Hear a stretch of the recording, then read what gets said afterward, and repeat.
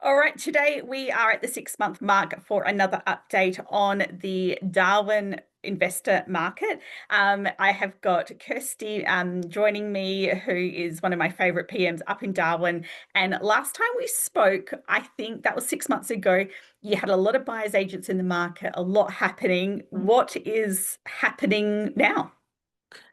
Well, it's definitely died down. We've definitely not had as many buyers agents. We're still getting private landlords that are interstate. We're still getting lots of that. Not so much the buyers agents, though. They are still buying, just not in the quantity that they were. Yeah, okay, so definitely died off, which I thought might be the case.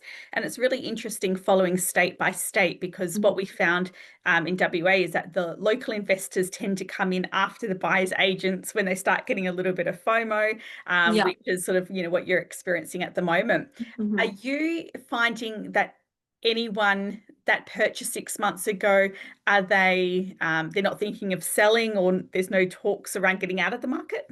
No one's speaking of it just yet. I have had a few calls of when can we increase the rent, Okay. or what are the rules around that. So we've had a lot of that. No one mentioning a sale just yet. Okay. And what are Yeah. the rules at the moment with the rent increases? What legislation do you have? So we can do it every 6 months as long as we provide 30 days notice. That meaning, though, if you are locked into a lease term, you have to honour that. Yeah. However, if you did 6 monthly leases, you could increase at every point. Yeah, excellent. Yeah. Now tell me about home opens for vacant properties. What are the numbers looking like, or does it vary? Oh my gosh, it's been quiet, to be honest, but that's not uncommon for Darwin anyway at this time of year. Because we're in our build up, which is like our hottest time. So there's no rain, but there's all the heat that comes with it. So nobody's really, out and about. So yeah, it has been quiet. Some of our opens, well, this week we've had probably the smallest amount I had was two at an open, and the biggest I reckon we probably had about nine. Okay. So it's varying. But November, December, we don't tend to do so well in leasing because it's Christmas, it's the build up, it's the end of the year. So when yeah, it's kind of normal for us. So it's consistent, yeah. Yeah. And what about renewals then? Like, are you finding that lease renewals we're doing big increases? What are they looking like? Oh my gosh, yes. Some of them have been quite big. Generally, I think our biggest at the minute has been like $80 per week. Yeah. At the moment, yeah. Most of the landlords are choosing between like the 20 to $30 increase where they're like, they're reaching the market, but they're also keeping their tenant happy. So that's kind of like the happy medium, but we have had some larger ones as well, because we have had a bit of a jump. So people are just trying to bring themselves back in line. Yeah. Is the Yeah. general consensus with tenants with those, are they sort of understanding and expecting there to be an increase? Like they're not being shocked by that? Yeah, most of them are expecting it, and they'll Yeah. say, because when we send out, I notice like, are you interested in staying? What's your thoughts? They generally will say, okay, but what is it going to be? Because I know there's going to be one. So they are expecting it. There's hype in the media about it. They know it's coming. Most of the time, most of my landlords will negotiate. So they'll probably start at a price, the tenant will come back with something else, and we'll just go back and forth until everyone's happy. But it's definitely expected, I think. Yeah, okay, good to know. And then I don't know whether you do a lot in the sales, but if you can just give us a bit of an idea of what you're hearing with the selling agents, are they getting like offers over and above? Are they getting slammed with offers for sale? Yeah, I'm trying to think. We don't do a lot of sales us personally, but Yeah. in the two properties that I have listed for sale in the last fortnight, have had offers sort of like the next day. Um, but in saying that, it's only one or two offers, in my Yeah. experience. But I don't Yeah. do a lot of sales, Yeah. so I'm not sure on the actual sales side of how much they're getting. But I do see they're not lasting long. No, so still relative, like still moving consistently, but Yeah, I think you can sometimes feel when there's like chaos. So it yeah, doesn't sound like there's chaos as such, but you yeah. still got to be on the ball. It's quietened down, but it's definitely made locals feel like they probably need to snap up a few properties while they can, if there are any left. Yeah, yep. Yeah.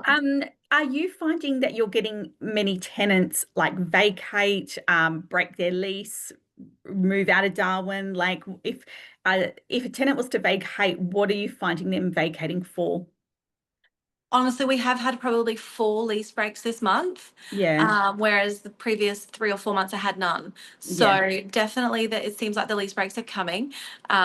But Darwin at this point is notorious for that around this time, yeah. because nobody wants to be here for our build up. It's really not fun.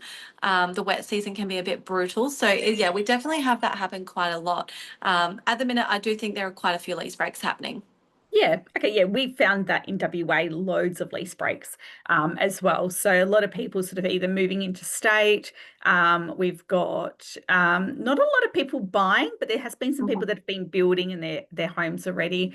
And then we've got somewhere, the kids are moving out with girlfriends and moving out of the family home. So a few sort of different ones, but nothing like consistent, I guess. Mhm. And then the last sort of question for you, and I know that you don't, I always disclaim it, you don't have a crystal ball, but with the investors, sorry, the buyers agents that are looking, what budget would they still be looking in, and what rent return would they be getting? Yeah, it definitely varies. I feel like you can't get anything under the $600,000 mark at the minute if you're looking for an actual home. Units I've seen between the 350, 450, smaller units like two by ones. So that's probably your cheaper option. But even them, if you do purchase at that price, you're probably still going to get the 550 per week. Yeah, And they're then a good yield, aren't they? they are, and even the homes, if you're purchasing between the 6 and the 800,000, you're probably still getting $800 to $900 per week, depending on the layout of the home. So yeah, we do get good returns.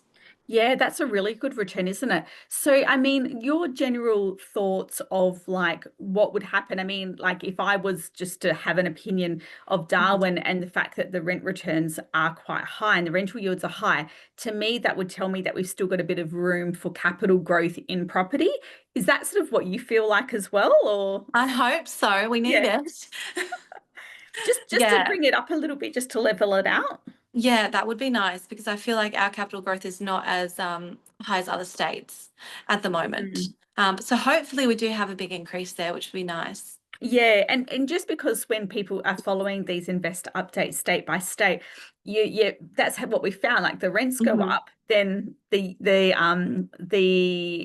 capital growth goes up, and then Mhm. it gets to a point. What we found is that the rental growth can't go up anymore. That's sort of stabilized, maybe going a little bit backwards, and that's affected Yeah. the sales.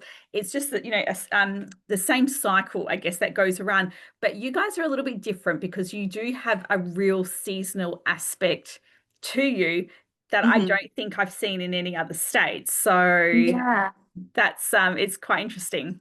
Yeah, it is. We definitely get the seasonal impact because a lot of our landlords will come and stay here for the dry season, rent their home out for the wet season because it's not so fun.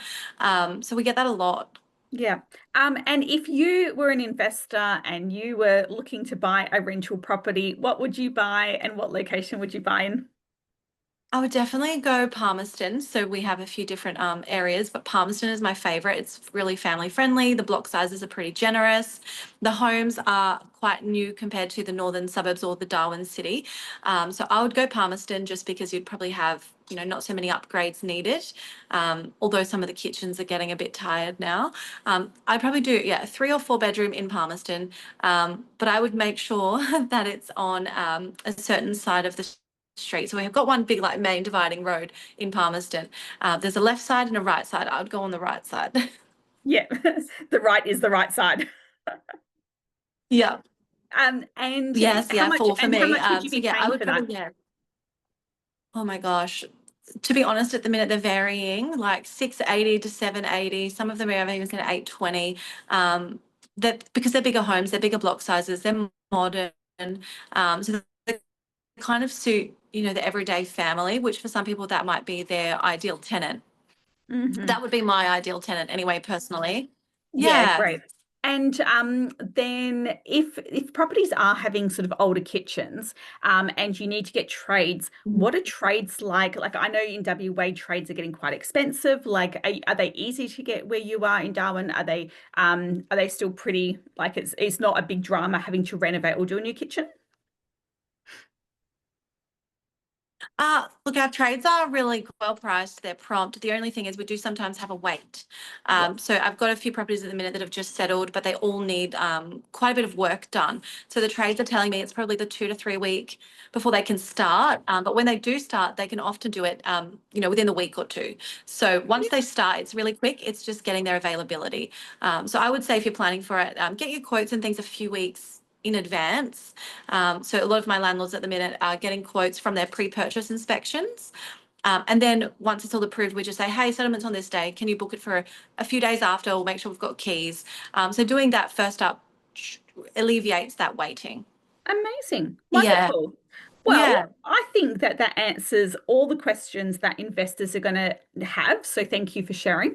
And, as I mentioned, always in these, that the purpose is to make sure that we're getting advice on the important questions straight from a property manager's mouth, as opposed to listening to the media, which can be quite general. So, Mhm. so I appreciate that. If you are in Darwin thinking of investing or have a property, then reach out to Kirsty, who can help you. And I look forward to another 6 months just to follow the cycle and see how it goes. If I have a guess, I'm going to suggest next time we speak, rents will probably be a bit stabilized, Yeah. capital growth will be up, and I would probably have a guess and say buyers agents will be out. So we can I listen. think so. We can Yeah. listen to this and see, in 6 months' time and see what it's like. But I appreciate your time. And if anyone needs to reach out, you know where to find Kirsty and myself.